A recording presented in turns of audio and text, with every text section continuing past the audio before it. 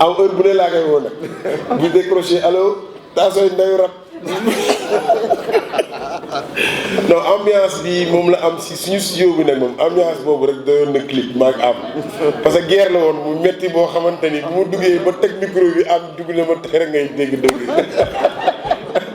non affaire bi am na xol rafet na ba pare talent bi feeñ na si kontaan naa trop ci sa xol en fait sa générosité moom ngay explorer mooy feeñ ci li ngay gis si nit ñi ni ñu lay apprécier ni ñu la bëggee xam nga loolu yëpp dafa bokk si art xam nga art boo ci amul lu day doo ko joxe doo ci partager donc du coup loolu moom ñëpp nangul nañ la ko jërëjëf. ziar bi nuyu ñëpp ñi nga xamante ni ñoo fi ñëw te fekk si fii El Plaisir di Fata DJ Edouard ravi de vous connaître. C'est un bonheur. Évidemment. C'est un bonheur. C'est un bonheur parce que ce sont des artistes, des vrais artistes, qui sont authentiques. Et c'est ce que Fata est allé rechercher en fait. Voilà, il aurait pu aller faire des featuring avec des artistes qui sont brossés, on les voit dans les télés et tout ça. Non, les vrais artistes, ils sont là, ils donnent le cœur, ils donnent l'enthousiasme. Dès qu'il a pris le micro, on avait envie de le suivre. C'est ça en fait un artiste. Il amène de l'émotion. Bon may bëggee ñoom Thiané ñi fi nekk ku lim da ngay jiw internet yi nga xam ne ñoom ñoo fi ñëw mais Fata lii ba mu ko waxee du tay taasu mooy nday rab ba mu ko waxee du tay jël rythme taasu dugal ko ci rab moo ko fi njëkk a def ba nit ñu ñeme mosoo gis benn taasu benn rab boo xam ne dañ ci boole taasu te du génn cartonné nit du complexe complexe warul jaar bu nit jëlee li nga xam ne nii xeex na ko xëcc ko ba yëkkati prêter serment ne lii sama dëkk maam la jógee te effectivement sa dëkk maam la jógee ba jàmbur di la ko nangul kon ñi ngi dëkkal ne na ko nangul. bravo.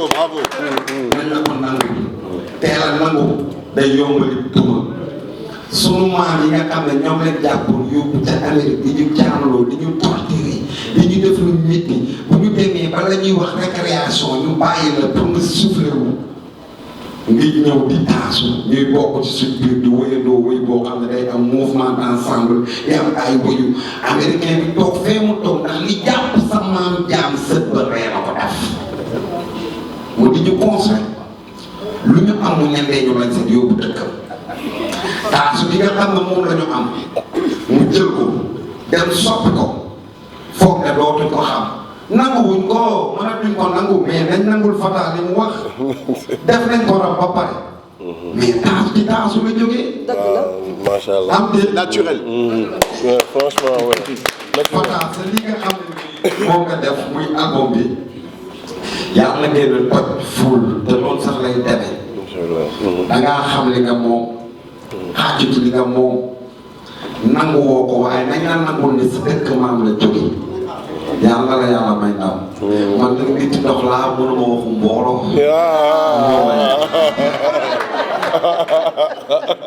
Aujourd'hui, je rappelle encore une fois, 14 chansons dans l'album. Et ça, on va le découvrir le 22 elles sont décembre. immortelles.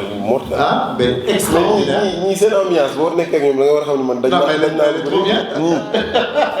Même là, c'est magnifique.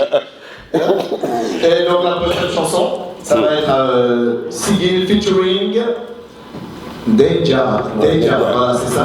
Et c'est une reprise. gars yi tàcc leen ko waay. Et c'est une reprise de Khalam 2. Donc, de faire les sons. de partager xaw ko structurer ko ba nga xamante ne ñoom bu ñu ñëwee dina gën a yomb si ñoom tamit quoi donc je pense que loolu mooy différence su album comme on l'avait dit ak mixé quoi un album ça se conçoit c'est un travail un véritable travail et donc moom yéen a venu facilement si benn nuit la ñëw te pare ñoom dañu am facilité dañuy improviser tu vois dañuy improviser dañuy am ay wax yu leen di topp dama yaakaar dañ koy jareer wala dañ koy gént doo xam nu muy demee mais le rythme moom. le rythme est extraordinaire. Non mais c'est extraordinaire. Et puis je suis sûr que beaucoup d'entre vous, beaucoup de ceux qui perçoivent le rap, le perçoivent comme un genre musical qui est très masculin. Eh bien non. Regardez Diarra, charmante dame, bien de chez nous, voilà, qui exécute à merveille. Vous avez vu tout à l'heure le rythme qu'elle a mis, tout ça. Donc le rap n'est pas exclusivement masculin. Il est aussi ouvert aux femmes. Et on a des grandes chanteuses, aussi bien aux États-Unis qu'ici. Je vous rappelle que c'est ici la maman, c'est ici le papa, c'est ici la base. Et on l'a vu à travers cette expression de Diarra qui tout de suite nous a entraînés. Elle est beaucoup plus à l'aise que beaucoup de chanteuses qui chantent aux chansons locales. Ah non, on va t'applaudir très fort. wallaahi. kontaan naa trop si ni nga ko yombal bi ak ñi nga ñëwee itam woyof lool bokk si projet bu mel nii man sama sag la te vraiment du ma def lu dul ñafe ba nga xamante ni nag liggéey bi ci topp mooy morceau bu nekk am vidéo bi mu laaj nag bi mu laaj ba nga xamante ni ku ci nekk bu ko xoolee dina xam ni am na xalaat bu bëri quoi donc merci jërëjëf encore une fois. jërëjëf. waa jërëjëf Fata. Edouard ñu ngi lay nuyu. Vous entendez la voix. tubaarkalla waay tàcc leen Fata waay. macha allah. gis ngeen rappeurs yi bu leen ko fontoo. 40 ans yéen a ngi yor sunu taasu yi di ko rap. waxuñu leen dara. da ngeen réglé ah. Fata ñu ñëw doon seen kaw. Mais léegi ils ont compris. Maintenant ils ont compris. waa tubaarkalla. taasoo yi day rap.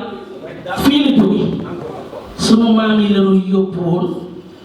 ñuy nekk di kebetu di taasu dee la rappeurs yi ci la ñu am expérience boobu jël ko di ko gaawal nit ñi di ko yeexal loolu rek la mais taasu fii la jóge nan waxante dëgg fii la jóge dafa taa li nga def nag jar na seetaan waaw tubaarkàlla ndax lii kenn mës ta dégg lii ci àdduna te lii bu génnee dina toj àdduna di barke yu mucc ndax ñi nga ci boole du ñu coomo te yéene nañu te yéene nga demee ak ñoom yal na yàlla mottali. album bi c'est le meilleur album. Vous avez entendu? Vous avez entendu, hein? C'est le meilleur album, avec 14 titres, je le rappelle.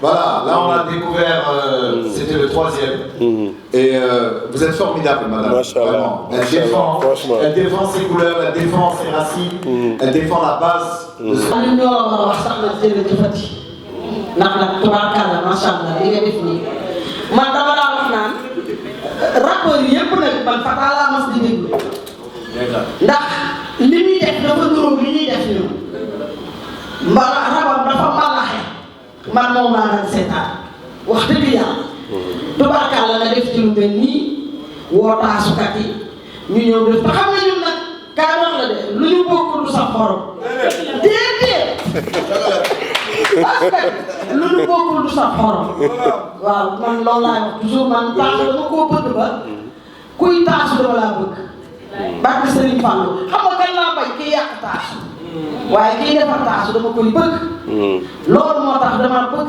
xale yi li ñuy def maar day taal xam nga ñun sax ay mag lañu léegi waaye xale yi tubaarkàlla dañoo defar musique defar taasu nag parce que taasu nag te dañuy bokk de macha allah Fata li nga def nii daal ñi ngay ñaanal sa album boo mës a jël yàlla na bii gën a tax te bii day wër àdduna tubaarkàlla macha allah tije maa ngi lay nuyu di la kontaane bu baax a baax waaye maa ngi nuyu sama doom nag Thiamé Faye maa ngi lay nuyu bu baax. Comme français le dégg quoi. Non, c'est bon, j'ai compris. C'est très bon, non, il veut vous forcer à parler français. C'est très bien comme vous faites là. On l'applaudit très fort, s'il vous plaît. Merci beaucoup. Merci, c'est moi. Merci beaucoup. Voilà, vous exprimez très bien.